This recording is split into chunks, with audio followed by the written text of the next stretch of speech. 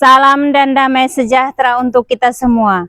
Pada kesempatan ini saya, Adriana Agustina Suri SPD, Kepala Lembaga TKK Pater Simpliciano, akan mempersembahkan praktik baik apresiasi GTK sebagai GTK transformatif guna menyukseskan program pendidikan di bawah tema GTK Hebat Indonesia Maju. Saya siap ikut kategori GTK transformatif, siap menyukseskan apresiasi GTK Hebat 2025 dalam usaha mendukung program kepemimpinan sekolah bagi sekolah dengan mengangkat judul kreatif dan inovatif menuju merdeka belajar menggunakan metode STAR.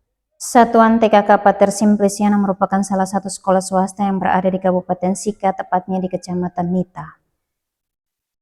Satuan ini berada pada daerah pedesaan dengan perkembangan budaya yang pesat dan berada berhadapan tepat dengan pelayanan kesehatan, dan berada di antara biara-biara, pasar, dan tempat tenun ikat Lopoloron. Satuan Pendidikan Pater Simpliciano ini berdiri pada tahun 2009. Pada tahun 2009 sampai tahun 2014 merupakan tahun kejayaan bagi lembaga kami, namun karena kurangnya pendidikan yang berpotensi di bidang PAUD, maka kualitas lembaga pun menurun untuk tahun-tahun berikutnya. Pada tahun 2015, lembaga kami mulai berbenah menjemput prestasi-prestasi dan perubahan-perubahan, mulai menampakkan cahaya bagi perkembangan lembaga kami selanjutnya. Pada tahun 2024-2025, Satuan Pendidikan TK Pater Simpliciano telah memilih dan melaksanakan kurikulum merdeka. Selanjutnya pada tahun 2025-2026, Satuan Pendidikan TKK Pater Simpliciano mencoba menerapkan pembelajaran mendalam. Dengan melihat kondisi dan situasi sekolah, penting bagi saya sebagai pemimpin untuk melakukan transformasi melalui evaluasi dan refleksi agar dapat mengetahui keberhasilan dan kemunduran suatu proses pendidikan tercapai atau tidak tujuan pendidikan. Untuk melaksanakan program menuju suatu perubahan, tentu saya mengalami tantangan, di mana tantangan tersebut saya dapat dari warga sekolah, di mana masih adanya perbedaan komitmen persepsi dalam membentuk program maupun dalam pelaksanaan dalam sinergi. Menjawab tantangan tersebut, sebagai kepala sekolah, saya bertransformasi melakukan beberapa hal berikut. Yang pertama, melakukan kegiatan co-kurikuler dengan tema Aku Cinta Indonesia dan mengusung topik budaya. Kegiatan kunjungan ke Lopoloron sebagai tempat belajar, di mana anak-anak dapat mengenal cara membuat tenun ikat, mulai dari awal persiapan, membuat benang sampai menenun. Mengenakan pakaian daerah, mengenalkan alat musik, memainkan alat musik daerah, serta menampilkan tarian daerahnya, dan berbagai kegiatan lainnya di Lopoloron.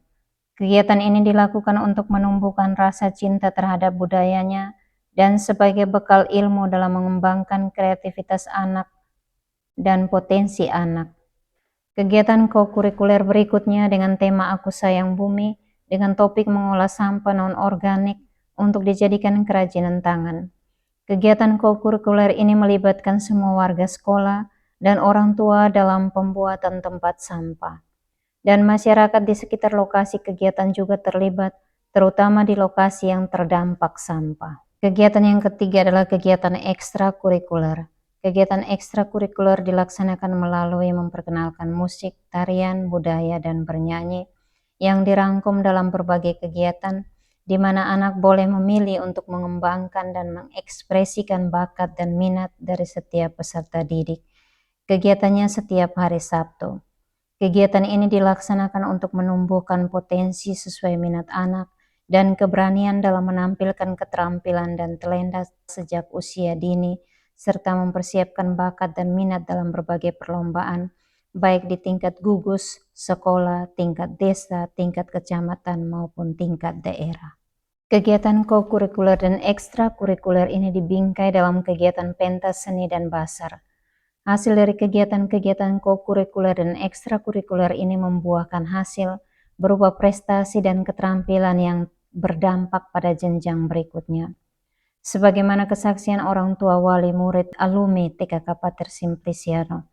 Mereka mengatakan bahwa banyak anak yang beralih dari sekolah kami ke jenjang berikutnya memperoleh prestasi yang sangat memuaskan, baik di bidang intelektual maupun di bidang keterampilan, Dan bukan hanya itu, anak-anak juga memiliki karakter baik dalam kehidupan mereka. Dengan demikian terlihat jelas bahwa kegiatan ini sebagai pembeda dan daya tarik bagi sekolah kami di Kecamatan Nita. Hal tersebut amat berdampak pada jumlah murid yang meningkat secara signifikan pada sekolah kami. Transformasi berikut adalah 7 kebiasaan anak Indonesia hebat. TKK Pater Simpliciano mengimplementasikan 7 kebiasaan anak Indonesia hebat yang merujuk pada Permendiknas nomor 10 tahun 2025 tentang gerakan 7 kebiasaan anak Indonesia hebat dan sekolah sehat. Peraturan yang dicanangkan oleh Direktorat PAUD Kemendikbudristek menjelaskan bahwa gerakan ini bertujuan membiasakan peserta didik menjalani pola hidup sehat, aktif, beriman, dan cinta belajar, dan mampu hidup sosial sejak dini. Peraturan ini telah kami integrasikan dalam budaya sekolah TKK Pater Simpliciano yang terdapat dalam kurikulum sekolah, yang diyakini sebagai upaya dalam pencapaian 8 dimensi profil lulusan dan bertujuan untuk meningkatkan karakter anak di era milenial ini yang biasa disebut dengan Strawberry Generation. Berangkat dari hal tersebut, melalui kegiatan 7 kebiasaan dirancanglah dalam perencanaan pembelajaran mendalam dan dilaksanakan setiap hari secara rutin, berkelanjutan dalam mewujudkan layanan PAUD yang holistik integratif. Menanamkan kebiasaan baik untuk membentuk karakter anak secara utuh. Pelaksanaannya dilaksanakan struktur dan spontan dalam kebiasaan baik mulai dari bangun pagi. Guru mengingatkan pentingnya tidur yang cukup dan bangun pagi melalui media WhatsApp. Anak-anak wajib hadir 30 menit sebelum kegiatan sekolah dimulai. Mensosialisasikan dalam kegiatan parenting, kegiatan kebiasaan beribadah. Anak-anak dibiasakan berdoa sebelum dan sesudah kegiatan. Mengenali kegiatan agama sesuai kepercayaan, misalnya bagi yang beragama Katolik seperti kegiatan doa rosario bersama. Berolahraga dilaksanakan setiap hari dalam kegiatan fisik harian, gerak dan lagu, senam pagi dan pada Jumat khususnya senam anak Indonesia. Kebiasaan makan sehat bergizi melalui program bekal sehat dari rumah.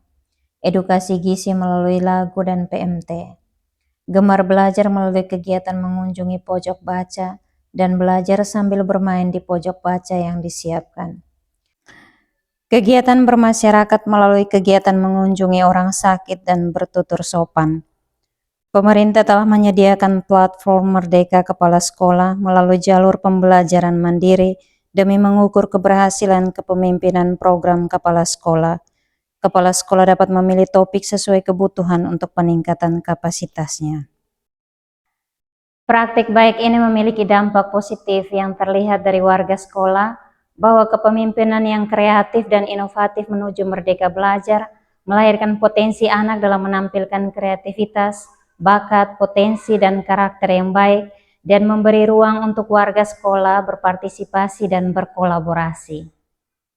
Saya, guru kelas A, melihat program kepemimpinan yang kreatif dan inovatif membawa dampak yang sangat besar di mana anak-anak bisa menampilkan bakat dan potensi mereka dalam berbagai kegiatan dan perlombaan.